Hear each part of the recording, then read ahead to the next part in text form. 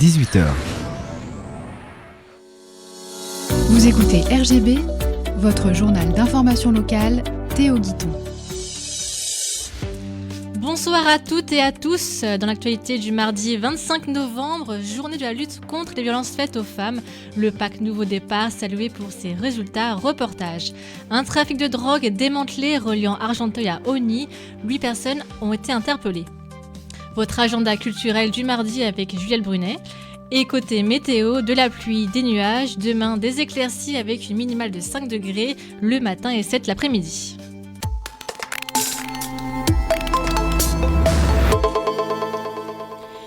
En plein procès pour des faits de harcèlement, de violence, d'atteinte sexuelle et de séquestration, Laurent Brosse, maire de Conflans-Sainte-Honorine, devra patienter une semaine de plus afin de connaître sa sentence.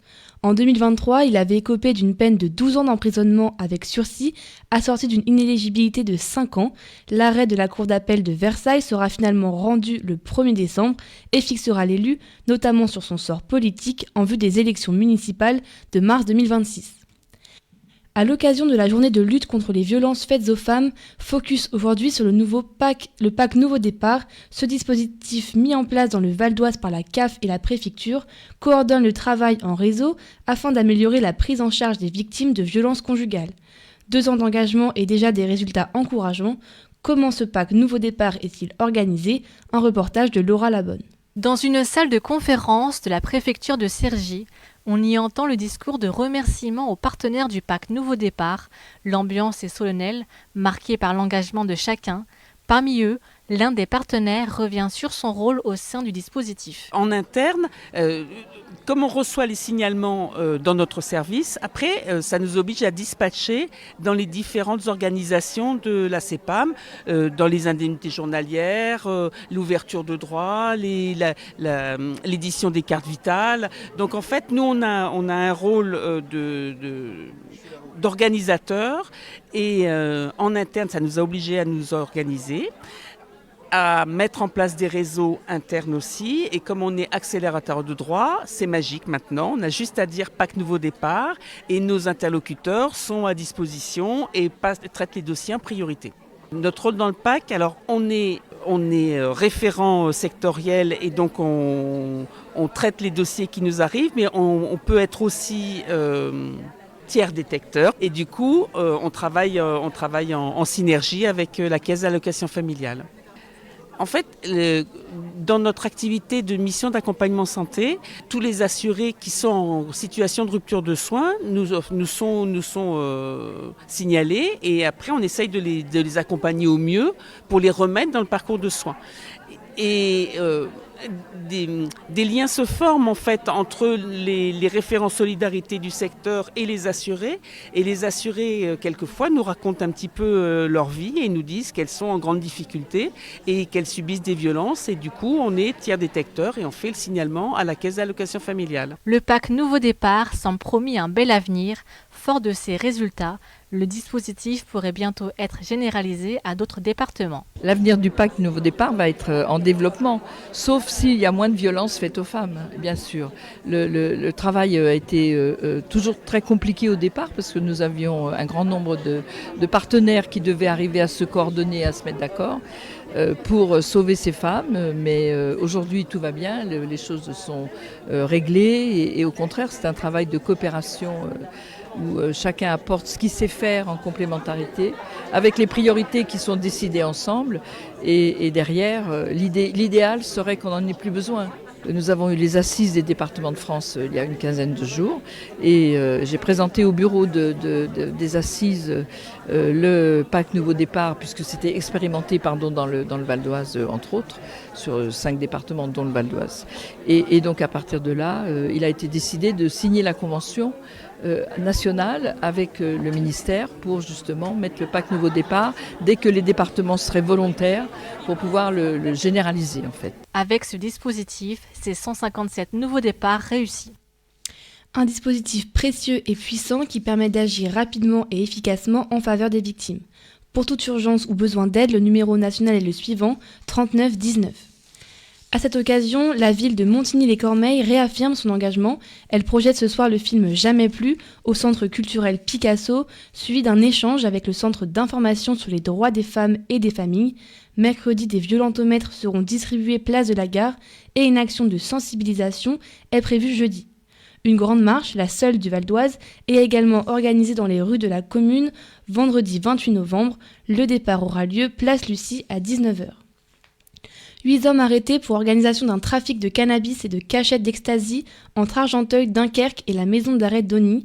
Dans la nuit du jeudi à vendredi, après plusieurs mois d'enquête, les forces de l'ordre du Val d'Oise, épaulées par la BRI, ont interpellé 2 véhicules au péage de Saint-Chamond. 241 kilos de cachets d'ecstasy d'une valeur de 361 000 € sont saisis. Les autres membres de la bande seront arrêtés le lendemain à leur domicile.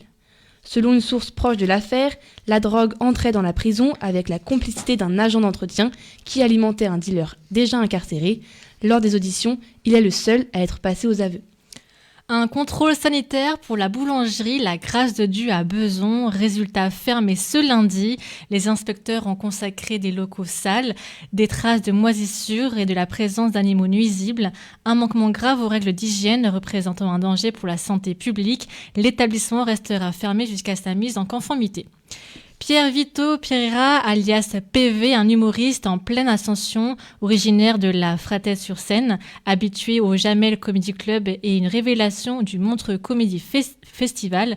Le stand-upper de 32 ans s'est illustré mardi dernier dans La France un incroyable talent. Il décroche le Golden Buzzer d'Hélène Ségara, le propulsant directement en demi-finale.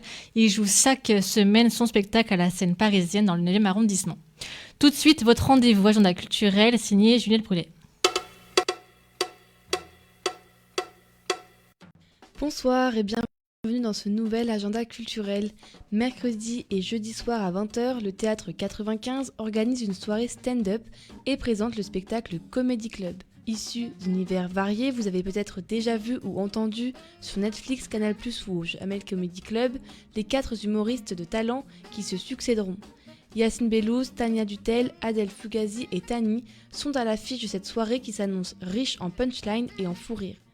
Le spectacle est ouvert aux plus de 13 ans, le plein tarif est fixé à 25 € avec un tarif réduit fixé à 10 € pour les étudiants, 13 pour les moins de 18 ans et 15 pour les 18-30 ans. Vendredi, Franck Ferrand et l'ensemble orchestral de Taverny vous plongeront en musique dans les coulisses d'un chef-d'œuvre de l'architecture gothique parisienne au théâtre Madeleine Renaud à Taverny. Le concert Notre-Dame de Paris, 10 siècles d'histoire en musique, reviendra ainsi sur la fascinante histoire de la cathédrale, de sa construction au XIIe siècle à sa réouverture en 2024, à travers une sélection musicale variée allant du chant grégorien aux œuvres de Queen. Le spectacle débute à 20h30, le tarif unique est fixé à 14 €.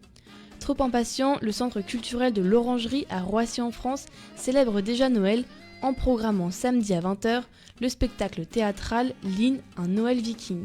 Une aventure pleine de rebondissements qui mènera l'héroïne Lynn et son père à rencontrer des lutins magiques et à organiser leur toute première fête de Noël. Subtil équilibre entre théâtre, chanson, humour et chorégraphie, ce spectacle destiné aux enfants propose une expérience immersive qui plongera petits et grands dans les traditions et les légendes des Vikings. Les tarifs adultes vont de 17 à 27 € et les tarifs enfants de 11 à 13 €. Le 12 accueillera Yuri Buenaventura pour un concert exceptionnel ce samedi. L'artiste colombien s'était fait connaître en France avec sa reprise Ne me quitte pas de Jacques Brel et revient sur scène avec son nouvel album Amame, sorti à la rentrée 2024. Enregistré dans le New Jersey, l'album est un hommage vibrant à la musique latine de New York, aux sonorités pop et urbaines. Venez découvrir et redécouvrir ces titres emblématiques ce samedi à 20h30. Le tarif jeunes, chômeurs, étudiants et enfants est fixé à 24,20 € et le plein tarif à 33 €. Samedi et dimanche, Azimut Art vous invite à la 16e édition des petits formats de Longuesse qui se tiendra à l'église Saint-Gildard. Cette nouvelle édition propose quelques nouveautés avec, en plus des petits formats, une exposition de grand format, mais également l'ouverture d'une librairie qui présentera des livres d'art d'occasion ou encore la mise en vente d'un T-cart à 5 € qui vous permettra de participer à un tirage au sort et de potentiellement remporter le petit format de votre choix. Le vernissage a lieu samedi à 18h. Ce week-end également, ne manquez pas la fête de la Saint-Éloi qui se déroulera au musée de l'outil à Ouidy Joli Village. Samedi, l'entrée est gratuite en accès libre de 13h à 18h pour fêter le saint patron des artisans métalliers. Au programme, démonstration d'artisanat, balade en calèche, animation musicale et visite sur l'histoire des collections du musée. Pour les plus manuels d'entre vous, ne manquez pas de vous inscrire à l'atelier Les gestes sonores de l'artisan qui aura lieu samedi entre 10h30 et midi, ouvert à partir de 9 ans. La participation est fixée à 7 €. Je vous souhaite une très bonne soirée et à la semaine prochaine pour un nouvel agenda culturel. Merci Juliette Ponette pour cet agenda culturel. Une belle performance pour ce Sasselois James Condé.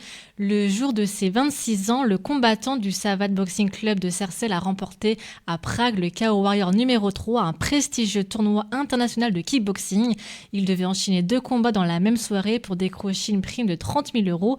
Mission accomplie, le champion sera présent le 9 décembre au Palace de Villiers pour soutenir son club après sa victoire à Prague.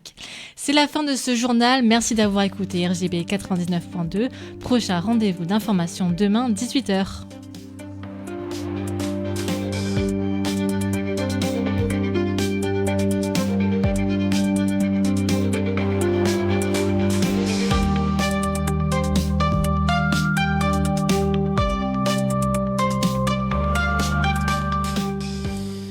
Merci Juliette, merci à toi Laura pour toutes ces informations locales. Aujourd'hui, vous étiez un charmant duo pour remplacer Théo, qu'on retrouvera à partir de demain, avec notamment la chronique cinéma de Damien Morel, pourquoi pas. Pour ce soir, une soirée en mouvement sur l'antenne de RGB 99.2. Une soirée aussi très éclectique, puisqu'on commencera à 19h avec Business Keys.